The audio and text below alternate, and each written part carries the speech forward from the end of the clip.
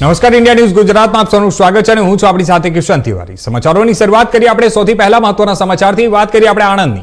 તો આણંદ જિલ્લાના કરમસદ ખાતે જિલ્લા કોંગ્રેસ સમિતિ દ્વારા વધતી મોંઘવારી, બેરોજગારી, પેટ્રોલ ડીઝલ અને સીએનજીના ભાવ વધારા, નીટ પેપર લીક કાંડ તેમજ ખેડૂતોના વિવિધ પ્રશ્નોને લઈને વિરોધ પ્રદર્શન કરવામાં આવ્યું હતું। કોંગ્રેસના આગેવાનો અને કાર્યકરોએ ધરણા કરી સરકાર વિરુદ્ધ સૂત્રોચ્ચાર કર્યા હતા। કરમસદ ખાતે યોજાયેલા વિરોધ પ્રદર્શનમાં જિલ્લા કોંગ્રેસ પ્રમુખ અલ્પેશ પઢિયાર સહિતના આગેવાનો અને કાર્યકરો મોટી સંખ્યામાં જોડાયા હતા। કોંગ્રેસ દ્વારા વધતી મોંઘવારી, બેરોજગારી, પેટ્રોલ ડીઝલ અને સીએનજીના સતત વધી રહેલા ભાવો, નીટ પેપર લીક કાંડ તેમજ ખેડૂતોના પ્રશ્નોને લઈને સરકાર સામે રોષ વ્યક્ત કરવામાં આવ્યો હતો। આ દરમિયાન કાર્યકરોએ હાથમાં મોંઘવારી અને બેરોજગારી વિરુદ્ધના સૂત્રો લખેલા પ્લેકાર્ડ્સ સાથે ધરણા યોજી સરકાર વિરોધી સૂત્રોચ્ચાર કર્યા હતા। કોંગ્રેસના આગેવાનોએ સરકાર ઉપર જનતાના પ્રશ્નો પ્રત્યે ઉદાસીનતા દાખવવાનો આક્ષેપ કરતા જણાવ્યું હતું કે જો પ્રશ્નોનું નિરાકરણ નહીં આવે તો આગામી દિવસોમાં વધુ ઉગ્ર આંદોલન કરવામાં આવશે।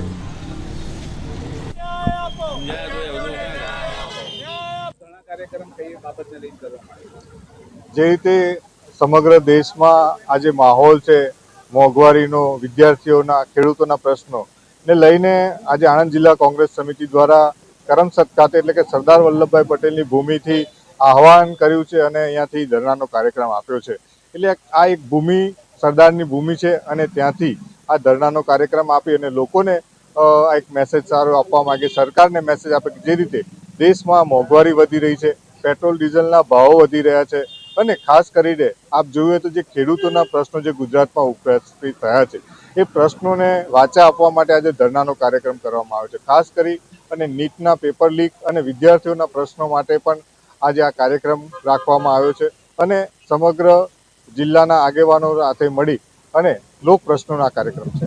આગામી દિવસોમાં મુદ્દાઓને લઈને પ્રજા વચ્ચે જવામાં આવશે અને 100% આગામી દિવસોમાં તાલુકા પંચાયત અને તાલુકા કોંગ્રેસ સમિતિ અને શહેર કોંગ્રેસ સમિતિ પોતાના સ્થાને વિવિધ જગ્યાઓ પર આવનાર દિવસોમાં